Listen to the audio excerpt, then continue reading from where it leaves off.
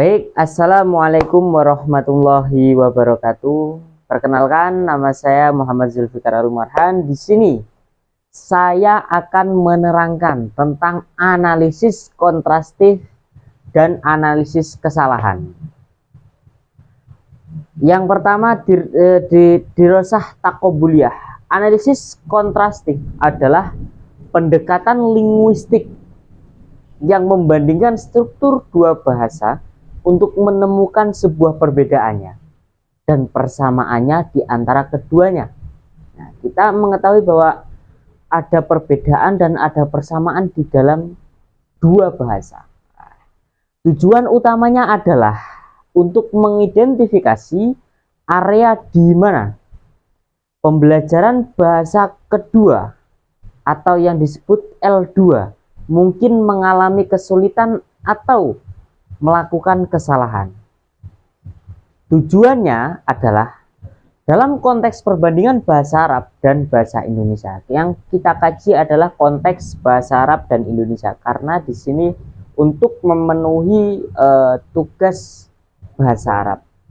Analisis kontraktif membantu mengidentifikasi perbedaan dalam aspek fonologi atau bunyi atau sebuah bunyi, morfologi atau pembentukan kata, sintaksis atau struktur kalimat, dan simatik atau makna yang dapat menjadi tantangan bagi pembelajaran bahasa Arab yang penutur asli bahasa Indonesia dan sebaliknya.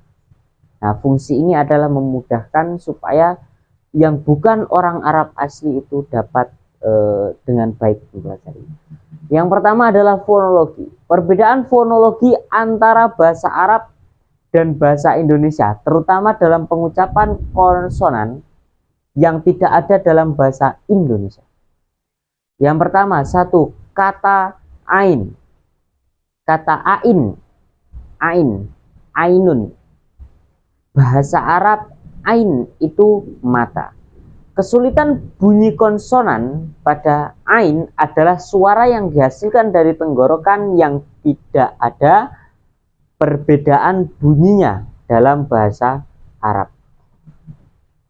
Bahasa Indonesia, maaf saya ulangi, dalam bahasa Indonesia, penutur Indonesia cenderung mengganti dengan bunyi A yang lebih ringan atau normal. Contoh ain, ain, bukan ain lagi tapi ain gitu, atau ngain gitu.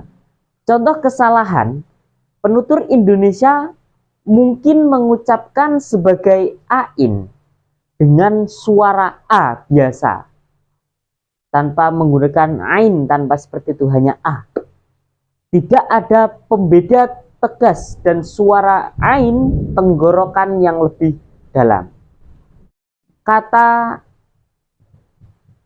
dakun atau sodikun, bahasa Arab sodikun itu teman.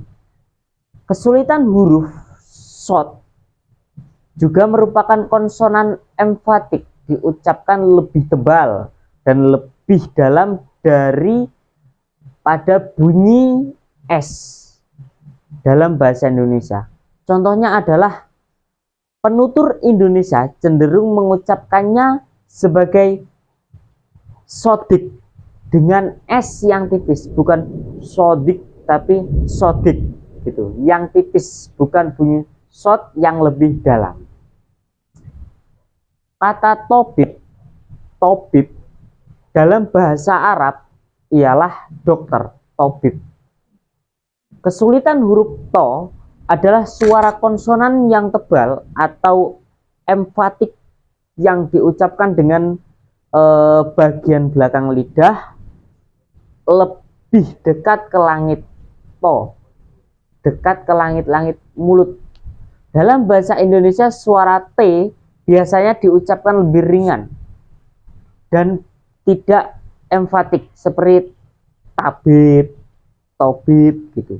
Contoh kesalahannya adalah penutur Indonesia mungkin mengucapkan kata ini sebagai tabib dengan bunyi T yang normal, bukan bunyi T bukan tabib melainkan tabib.